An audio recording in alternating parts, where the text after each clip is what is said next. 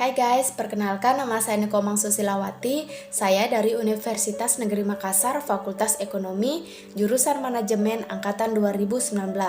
Pada kesempatan kali ini saya akan mempresentasikan PowerPoint yang berkaitan dengan mata kuliah Ekonomi Manajerial, yaitu Pasar, Oligopoli, dan Struktur Perusahaan.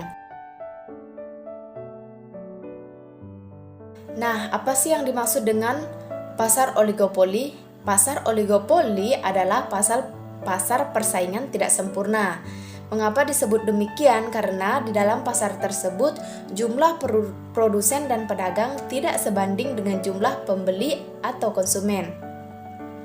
Contoh-contoh pasar oligopoli. Yang pertama, produk homogen terdiri dari baja, aluminium, kaca, besi, dan lainnya. Yang kedua yaitu produk terdiferensiasi, yaitu mobil, rokok, sabun atau deterjen, sereal, dan lainnya. Tindakan setiap perusahaan akan mempengaruhi perusahaan lainnya di dalam industri. Pasar oligopoli biasanya memilih bersaing dalam diferensiasi produk, iklan, dan pemberian layanan atau biasa disebut persaingan non-harga.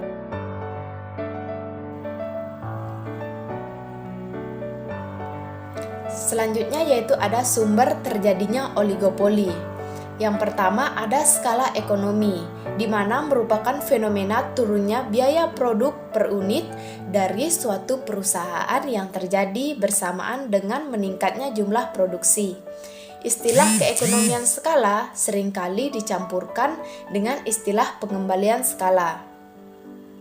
Yang kedua yaitu dibutuhkannya investasi modal besar.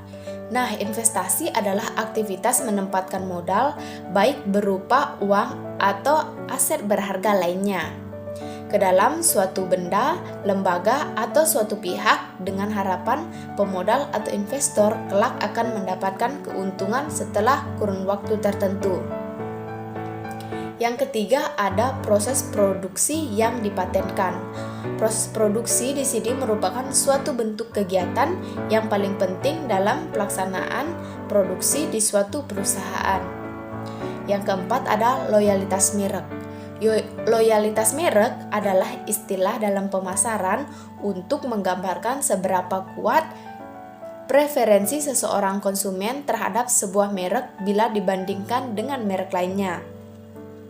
Yang terakhir ada pemberian hak bisnis dari pemerintah, merupakan kebebasan dalam membangun usaha bisnis tanpa adanya campur tangan dari pemerintah. Nah, selanjutnya ada pengukuran pasar oligopoli. Yang pertama yaitu rasio konsentrasi, mengukur persentase penjualan total yang dilakukan oleh 4, 8, 12 perusahaan terbesar terhadap total penjualan. Industri rasio di atas 50-60 adalah oligopoli. Yang selanjutnya ada indeks Harvindah.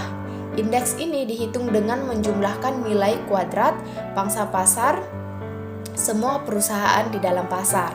Yang terakhir ada teori pasar yang diperebutkan. Nah, jika keluar masuk dalam industri relatif mudah, maka perusahaan dalam industri akan bertindak seperti persaingan sempurna.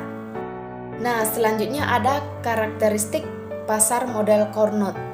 Ini diperkenalkan oleh ekonomi Prancis yaitu Augustin Cournot. Yang pertama, terdapat lebih dari suatu perusahaan dan produk yang dihasilkan bersifat homogen. Yang kedua, perusahaan-perusahaan dalam pasar tidak saling bekerja sama. Yang ketiga, perusahaan-perusahaan dalam pasar memiliki market power. Dan yang terakhir, jumlah perusahaan dalam pasar merupakan angka tetap. Selanjutnya ada kesepakatan kartel. Maaf, dalam PowerPoint saya terjadi sedikit kesalahan penulisan. Apa yang disebut dengan kesepakatan kartel? Dalam pasar sering terjadi kolusi, yaitu kerjasama antara perusahaan untuk membatasi persaingan dalam rangka meningkatkan keuntungan. Kartel terdiri dari dua. Yang pertama ada kartel berbagai pasar, memberikan setiap anggota hak eksklusif untuk beroperasi pada daerah geografis tertentu.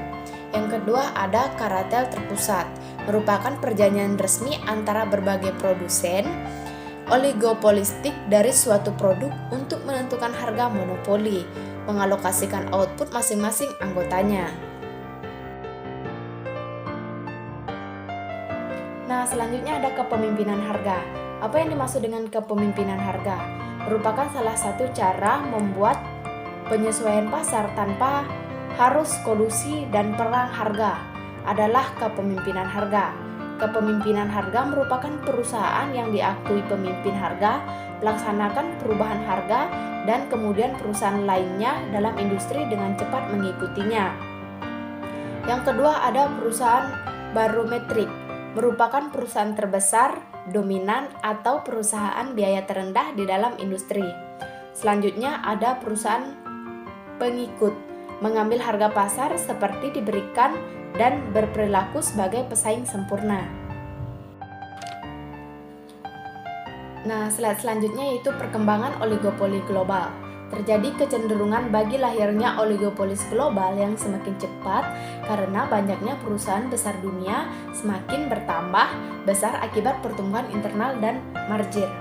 Adapun sektor yang sedang berkembang, yang pertama ada perkembangan internasional, yang kedua ada industri hiburan dan kosmetik, yang ketiga ada produk sehari-hari seperti makanan, obat-obatan, elektronik, dan lainnya.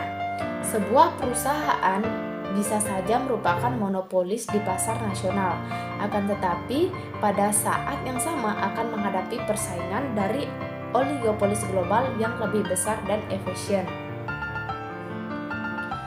Slide selanjutnya yaitu arsitektur perusahaan yang ideal. Yang pertama, perusahaan ideal berkonsentrasi pada kompetensi inti dan mensubkontrakan seluruh aktivitas lainnya.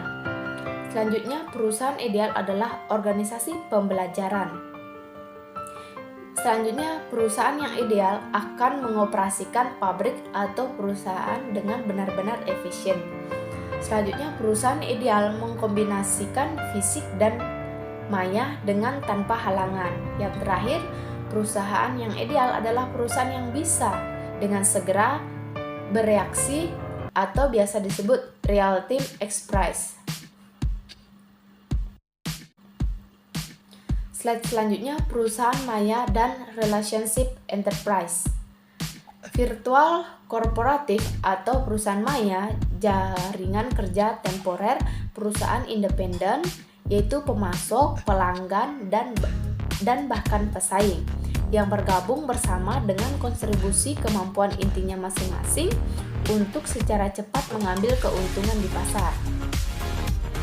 Relationship enterprise terdiri dari dua, yaitu merupakan jaringan independen dan membentuk aliansi strategis untuk membangun kapabilitas dan bisa hadir secara geografis yang dibutuhkan untuk menjadi pemimpin global dibandingnya.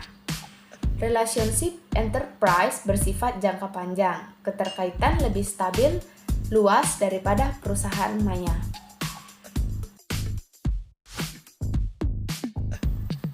Oke guys, mungkin sekian saja materi yang dapat saya presentasikan terkait dengan pasar oligopoli dan struktur perusahaan. Kurang dan lebihnya mohon dimaafkan ya. Sampai ketemu lagi. Terima kasih guys.